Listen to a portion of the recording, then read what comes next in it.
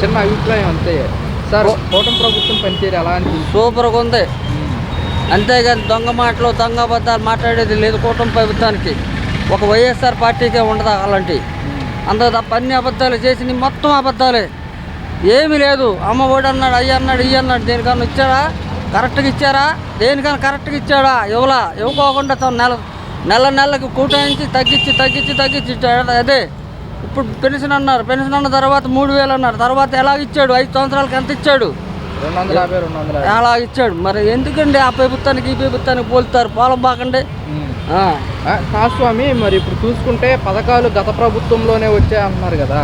గత ప్రభుత్వాలు కాదు, ఎన్టీ రామారావు గారు ఉన్నప్పటి నుంచి అప్పటి నుంచి ఉన్నాయి పథకాలన్నీ. ఏమైనా కొత్తగా పెట్టినాయి కాదు, కొత్తగా తీసుకొచ్చినాయి ఏం కాదు. రాష్ట్రంలో ఎవరైతే ఇంట్లోంచి తీసుకురారు, ఎవరు తీసుకురారు. గవర్నమెంట్ సొమ్మే తీసుకొచ్చి ఇస్తూ ఉంటారు. అంతేగాని ఎవరిలో నుంచి తీసుకొచ్చి ఇస్తున్నారు పథకాలు? వాళ్ళు సొంతకి ఇస్తున్నారు. ఎవరన్నా గవర్నమెంట్ సొమ్ము పెద్దలకు ఇస్తున్నారు అంతే తప్ప పథకాలంటే కొత్తగా ఏం పెట్టలేదు. కొత్తగా తీసుకొచ్చి వాళ్ళ ఇళ్లలోంచి పొలాలు చాలా ఇదివరకు అంటే కమ్యూనిస్టులు అంటే మామూలు ఇదివరకు నాయకులు, కాంగ్రెస్ నాయకులు కానీ కమ్యూనిస్ట్ నాయకులు కానీ ఏదైనా సరే లేని పెద్దలు చూసేవాళ్ళు. ఒక ఆస్తులు ఇళ్ళు లేకపోయినా పొలాలు లేకపోయినా ఈ 2 ఎకరాలు మీరు కౌలు చేసుకుంటారా బాబు, మీరు బతకంటారా బాబు అనేవాళ్ళు. ఇప్పుడు అదేమి లేదు. ఇప్పుడేంటి గవర్నమెంట్ సొమ్ము జగనానికి ఇస్తున్నారు, అంతకు తప్ప ఏమి లేదే. ఏం చేశారు?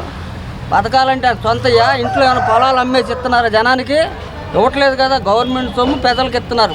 పెద్దలంటే గవర్నమెంట్, మా సొమ్ము మాకు ఇస్తున్నారు. Okay sir.